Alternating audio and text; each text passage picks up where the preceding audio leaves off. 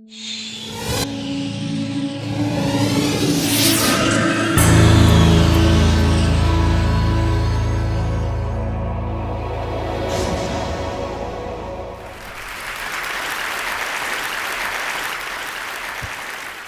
you so much. It's really scary to be here among the smartest of the smart. I'm here to tell you a few tales of passion. There's a Jewish saying that I love. What is truer than truth? Answer, the story. I'm a storyteller. I want to convey something that is truer than truth about our common humanity. All stories interest me, and some haunt me until I end up writing them. Certain themes keep coming up: justice, loyalty, violence, death, political and social issues, freedom. I'm aware of the mystery around us, so I write about coincidences, premonitions, emotions, dreams, the power of nature, magic.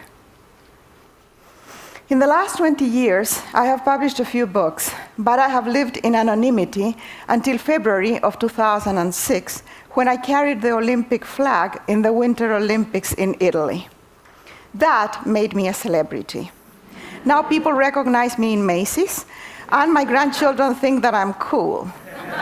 Allow me to tell you about my 4 minutes of fame. One of the organizers of the Olympic ceremony, of the opening ceremony, called me and said that I had been selected to be one of the flag bearers. I replied that surely this was a case of mistaken identity, because I'm as far as you can get from being an athlete. Actually, I wasn't even sure that I could go around the stadium without a walker. I was told that this was no laughing matter. This would be the first time that only women would carry the Olympic flag. 5 women representing 5 continents, and 3 Olympic gold medal winners. My first question was, naturally, what was I going to wear? A uniform, she said, and asked for my measurements. My measurements! I had a vision of myself in a fluffy anorak looking like the Michelin Man. By the middle of February, I found myself in Turin, where enthusiastic crowds cheered when any of the 80 Olympic teams was in the street. Those athletes had sacrificed everything to compete in the games. They all deserved to win, but there's the element of luck.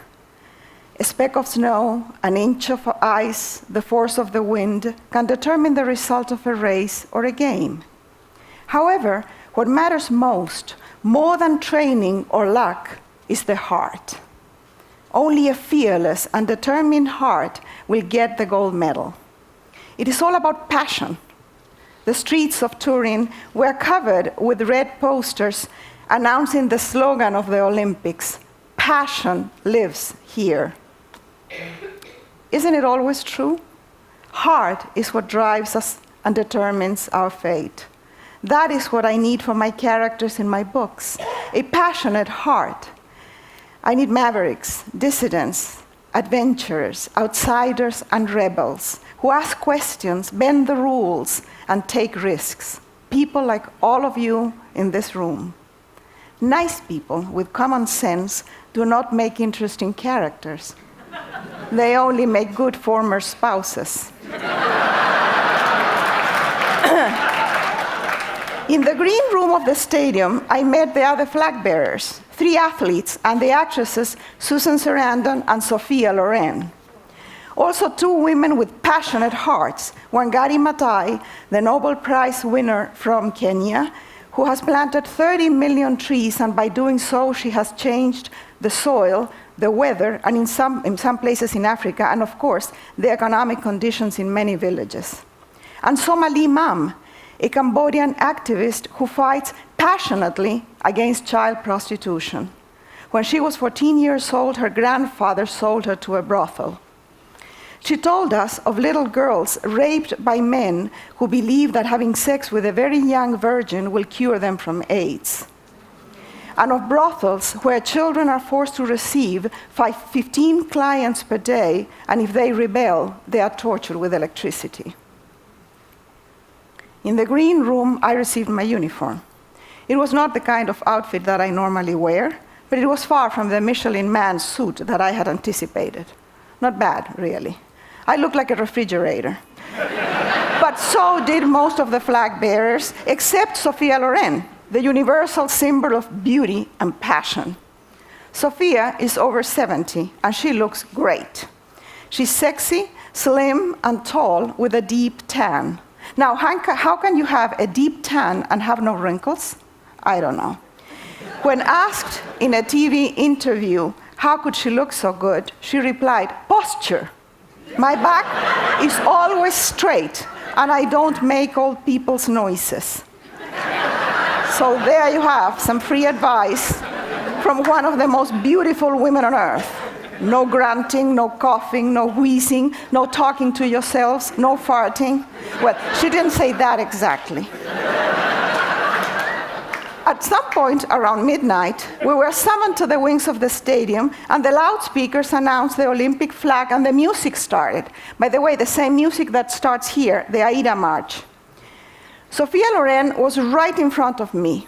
She's a foot taller than I am, not counting the poofy hair. She walked elegantly, like a giraffe on the African savannah, holding the flag on her shoulder. I jogged behind, on my tiptoes, holding the flag on my extended arm, so that my head was actually under the damn flag. All the cameras were, of course, on Sophia.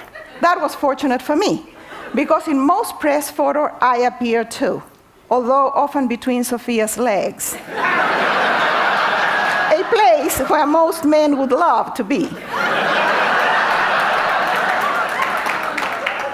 The best 4 minutes of my entire life were those in the Olympic Stadium. My husband is offended when I say this, although I have explained to him that what we do in private usually takes less than 4 minutes, so he shouldn't take it personally. I have all the press clippings of those 4 magnificent minutes because I don't want to forget them when old age destroys my brain cells. I want to carry in my heart forever the key word of the Olympics, passion. So here's a tale of passion. The year is 1998. The place is a prison camp for Tutsi refugees in Congo. By the way, 80% of all refugees and displaced people in the world are women and girls. We can call this place in Congo a death camp because those who are not killed will die of disease or starvation. The protagonists of this story are a young woman, Rose Mapendo, and her children. She's pregnant and a widow. Soldiers have forced her to watch as her husband was tortured and killed. Somehow, she manages to keep her 7 children alive, and a few months later, she gives birth to premature twins, 2 tiny little boys. She cuts the umbilical cord with a stick and ties it with her own hair. She names the twins after the camp's commanders to gain their favor and feeds them with black tea because her milk cannot sustain them. When the soldiers burst in her cell to rape her oldest daughter, she grabs hold of her and refuses to let go, even when they hold a gun to her head.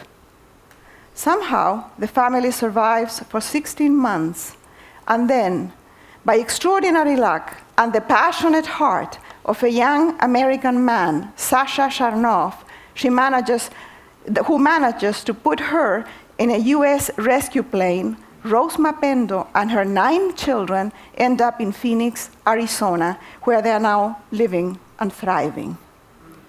Mapendo in Swahili means great love.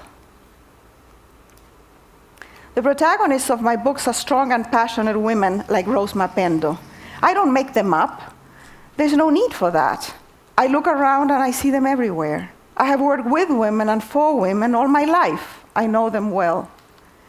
I was born in ancient times, at the end of the world, in a patriarchal, Catholic, and conservative family. No wonder that by age 5 I was a raging feminist, although the term had not reached Chile yet, so nobody knew what the heck was wrong with me. I would soon find out that there was a high price to pay for my freedom and for questioning the patriarchy, but I was happy to pay it because for every blow that I received, I was able to deliver too. Once, when my daughter Paula was in her 20s, she said to me that feminism was dated, that I should move on. We had a memorable fight. Feminism is dated? Yes, for privileged women like my daughter and all of us here today, but not for most of our sisters in the rest of the world, who are still forced into premature marriage, prostitution, forced labor. They have children that they don't want or they cannot feed. They have no control over their bodies or their lives. They have no education and no freedom. They are raped, beaten up, and sometimes killed with impunity. For most Western young women of today, being called a feminist is an insult. Feminism has never been sexy, but let me assure you that it never stopped me from flirting. And I have seldom suffered from lack of men. Feminism is not dead, by no means. It has evolved. If you don't like the term, change it for God's sake. Call it Aphrodite or Venus or Bimbo or whatever you want.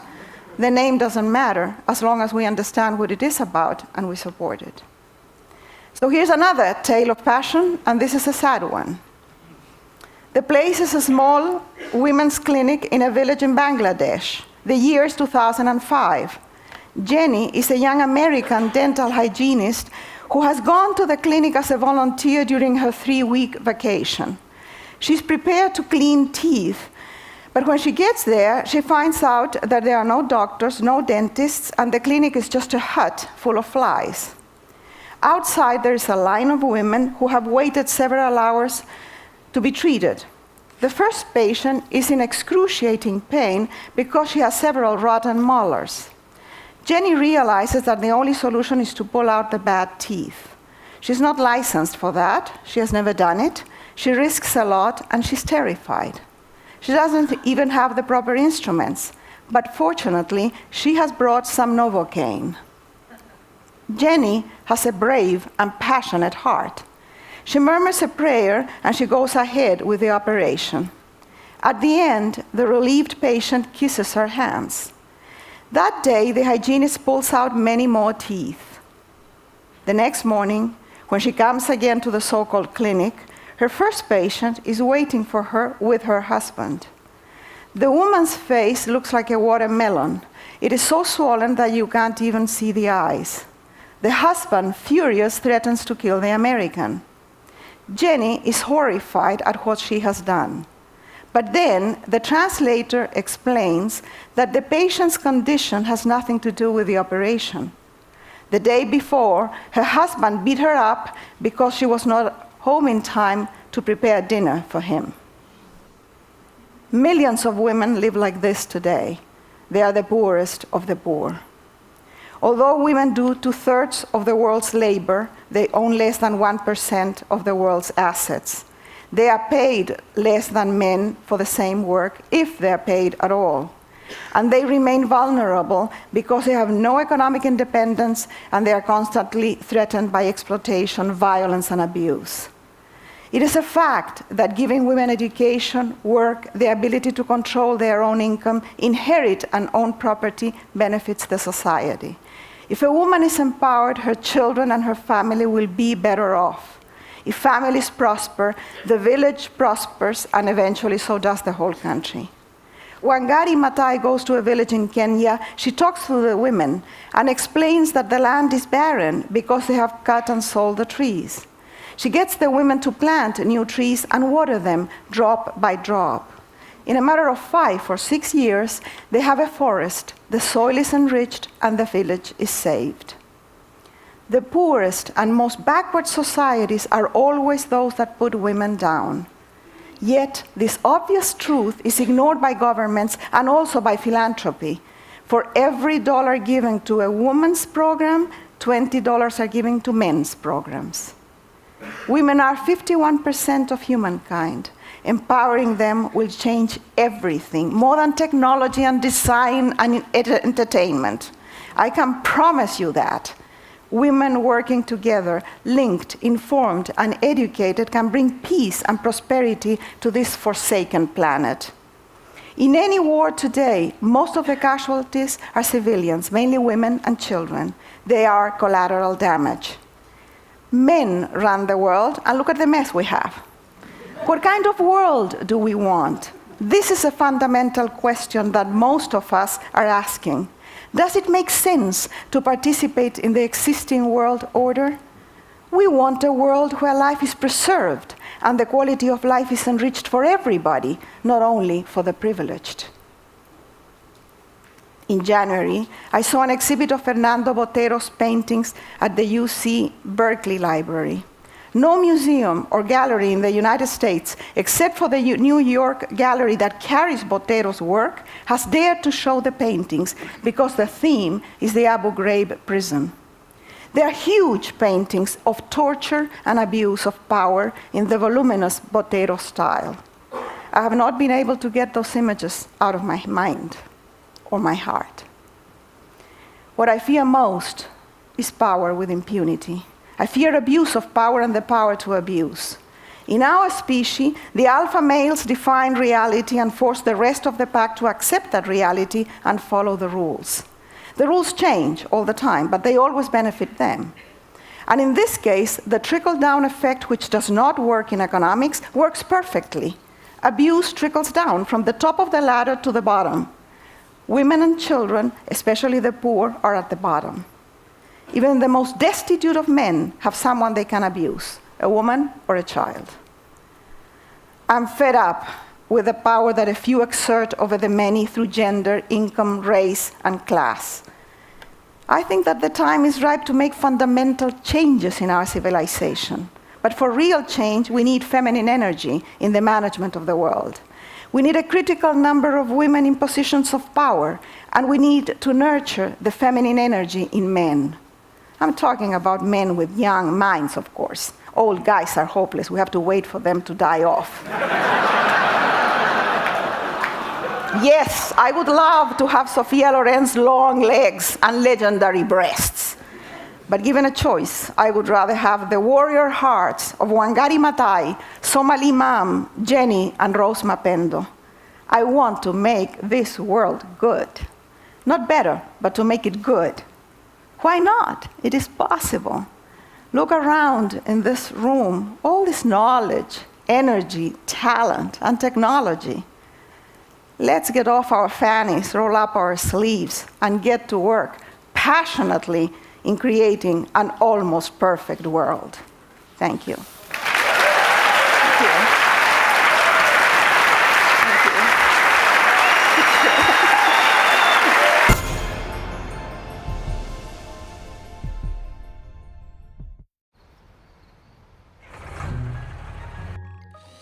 What does a machine know about itself? Can it know when it needs to be repaired and when it doesn't? In industries like manufacturing and energy, they're using predictive analytics to detect signs of trouble, helping some companies save millions on maintenance because machines seek help before they're broken and don't when they're not. That's what I'm working on. I'm an IBMer. Let's build a smarter planet.